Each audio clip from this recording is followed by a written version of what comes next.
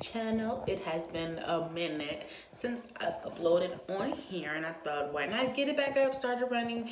I need to be more consistent with my videos and what I'm doing and choosing what type of path I'm gonna go. I've just been trying different things out, seeing what gets the most views and what really works.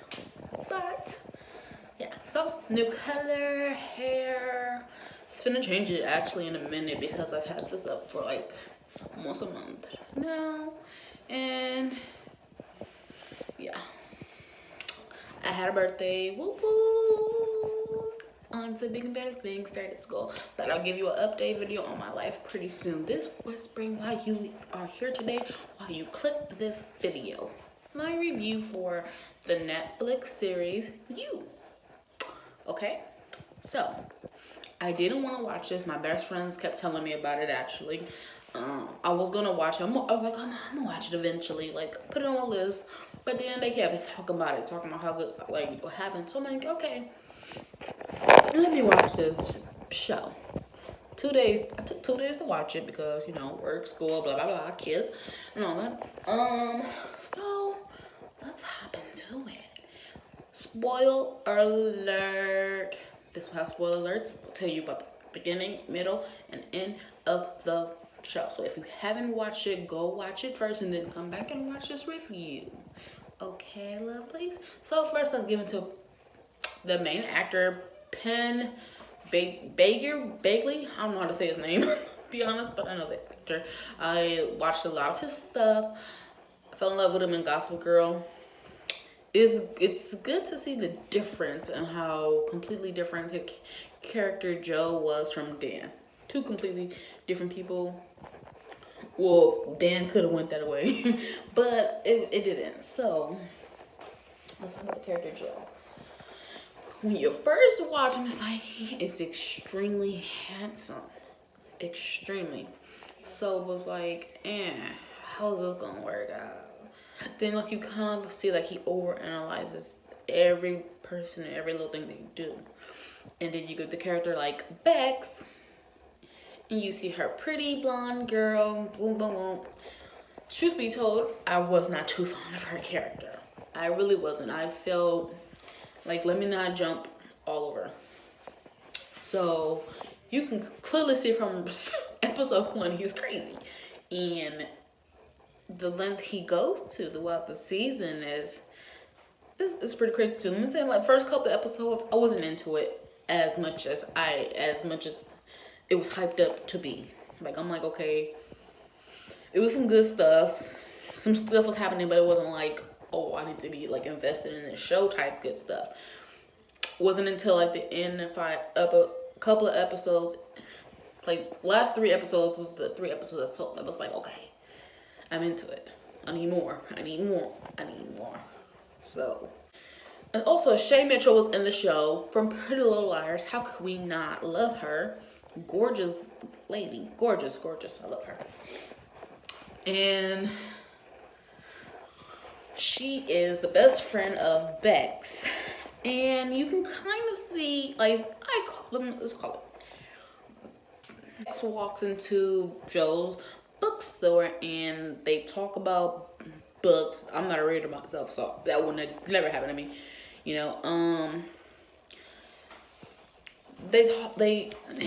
That initial reaction is what caused him to, go into stalker mode. Ladies, I think we've all had a stalker, or at least someone who's been messaging us and just don't get the hint, or just someone who really wants us and just after one conversation they feel like they want us. And we all can pretty much relate to that. Males probably can too. I don't want to be sexist. Males can have stalkers just equally as much as women can. So he stalks her for a while, and I'm like, how is he getting to all these places and not being seen? Like, cause he would be like right behind her and just not even be seen or like get caught and get her. Then he would follow her for weeks, even seen her having sex with other men. And I'm like, I can't do that. If I like someone and you over there having sex with someone else, this is just not gonna work for me.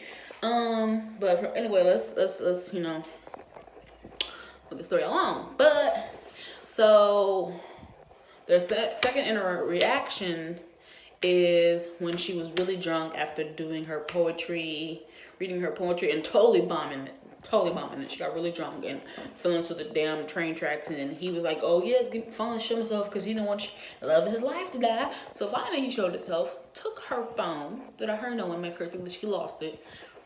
Bam, was in her account of assets and all that, was able to get into her house, you know, when she wasn't there, and all of that, and he knew everything about her. So initially, I'm like, this dude is so crazy. Because the crazy thing is, he kept her ex locked in the box because she was still sleeping with him. And so he figured, he started to get people out the way because he wanted her to himself. But if he was like, wasn't crazy, he actually had a chance of being with her. Like, yeah, and what made me not like her is the way she was doing.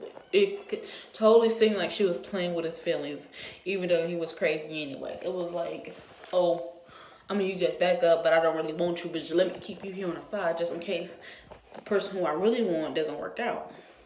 So it is just, I just didn't like her character. She just seemed like she was just trying to, she wasn't fitting in with the right people, and she was trying to do whatever she can so she can fit in with the people that she was around. So it was her, she liked attention. I mean, I kind of relate to that, but I'm saying she liked attention. So she was, whatever she can get the most attention from is who she was gravitating to. So, they would go on dates, and I'm like, if he wasn't crazy and he was actually just him and not killing people, he could have actually got her, like just being him. And you know, he killed her boyfriend, ex-boyfriend, sorry. And I'm like, why you just didn't let him go, even though it's like, I know that's a liability. And he gave him a video of him actually killing him and his friends drowning a boy in a pool, but you know, their parents got him off, so I guess it's like, you don't want no loose stones, you don't want no loose edges, honey. So he killed him, and I'm like, fuck. Now you can't turn back because you killed somebody. Now, like you in this, you gotta cover your tracks, honey. So all this going on, she can't see that this motherfucker's crazy.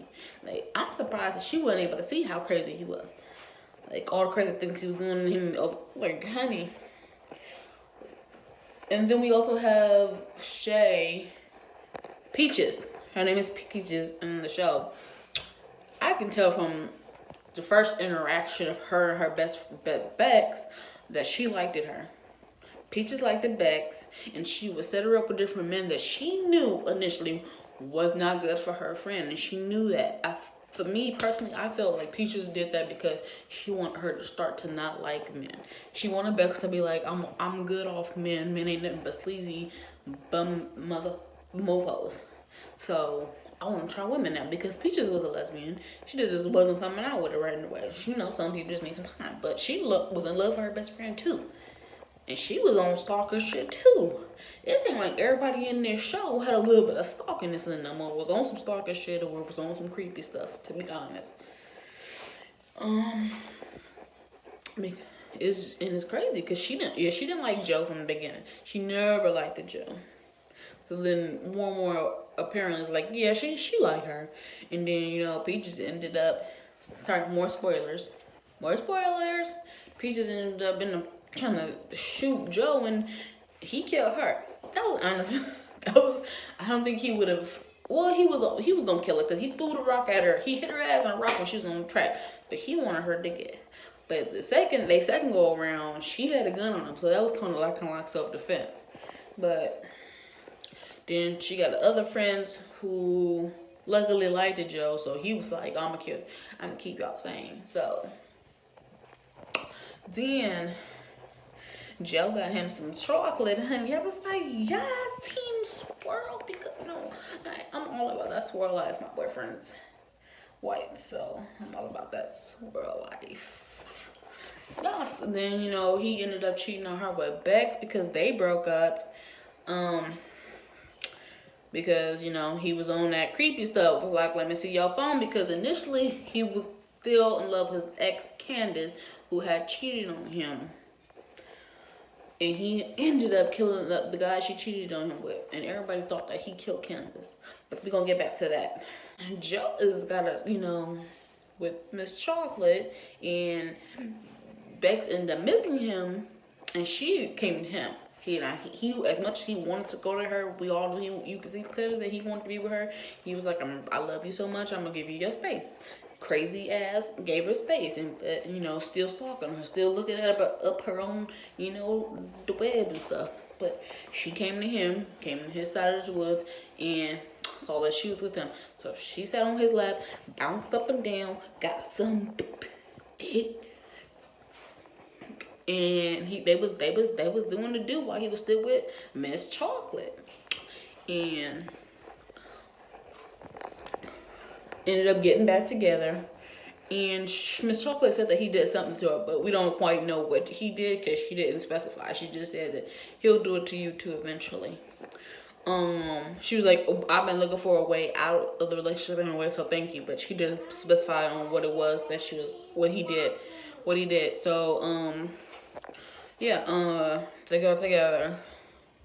The little boy's mad at him because she has a little boy neighbor who he's been cool with, but the mom was always fighting with the boyfriend, who's just a drunk. And we all have dealt with that, like, you know, parent or whatever, friends we know or something that's been dealing with parents who just fight a lot because one of them is drunk, and then, you know, the kids get neglected or whatever. So that's pretty much the only person that he's been really nice to this whole season, besides Bex. But he over here killing people for her and stopping her.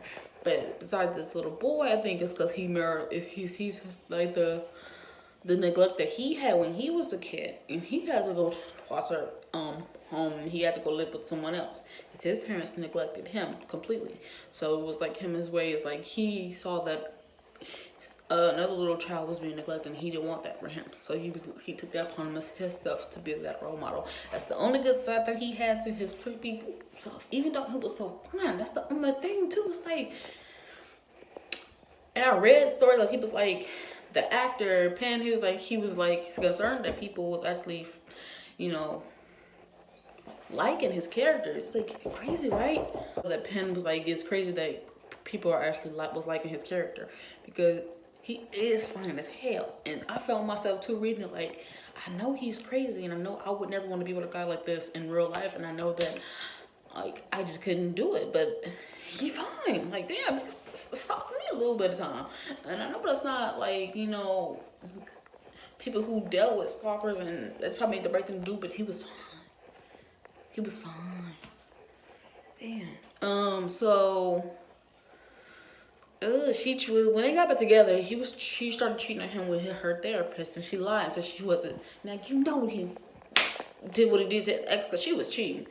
So this done made him switch even more creepy.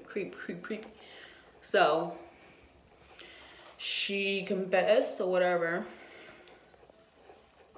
and she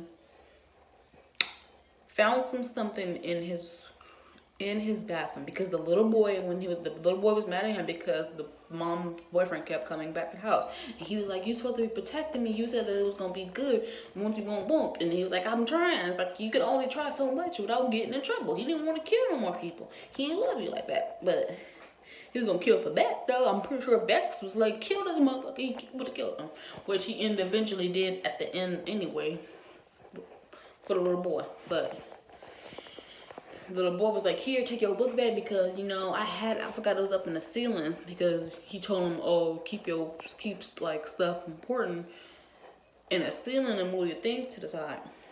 So I'm like, fuck, I hope she don't say. I don't know why I found myself rooting for him. Like, I didn't want him to get caught. I wanted him to get Bex. Even though I didn't like Bex, I wanted him to get Bex. At this point, Peach's dead. The ex-boyfriend is dead. So nobody is supposed to be standing in the way but them two. But they're together. Boom. You think they're together, right?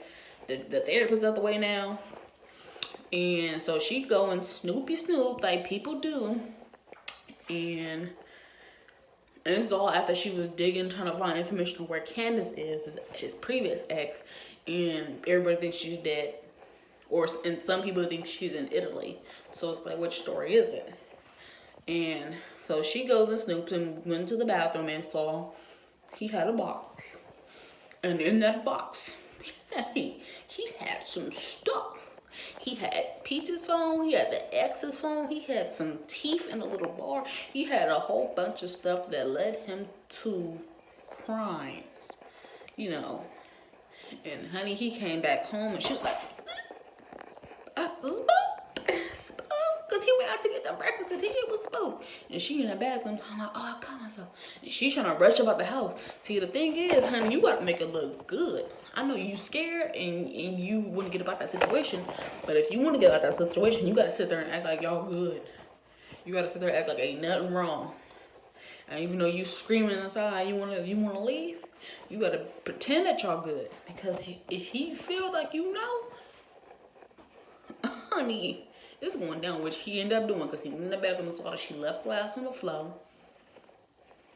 knocked her ass out, and she was locked up in that same cage her ex-boyfriend died in. So he looks even more crazy than he was normally. So speeding up this process, he trying to get her to write. He wants her to, you know, say that everything he did, what he did for her, which is true. Crazy. We know crazy. You killing people for her. And I'm thinking like, girl, just make them believe it. But like, yeah, babe, we good. We gonna be good. We gonna be together. I know you did what you did. What she ended up doing, she writing a story like, okay, she gonna make it seem like the therapist. She wrote a story, made it seem like the therapist is the one who killed everybody and been stalking her. So everything that Joe did, she made it seem like the therapist did. The therapist, I forgot his name. If y'all know the name, write in the comment. He was Uncle Joey on Full House. Ooh, fine ass. But yeah, so he's in love and he crazy, so he's like, yeah, you know, I believe you, baby. Open the door. And what did she do? What I said she was gonna do, she fucking stabbed him in the leg, locked him in the cage. Bam, she thought she was getting up out the cage, right? So she go up the stairs. The little boy saw her. She like, open the door. He ain't open the door because him and Joe just both technically killed the mama's boyfriend. So he like, nah.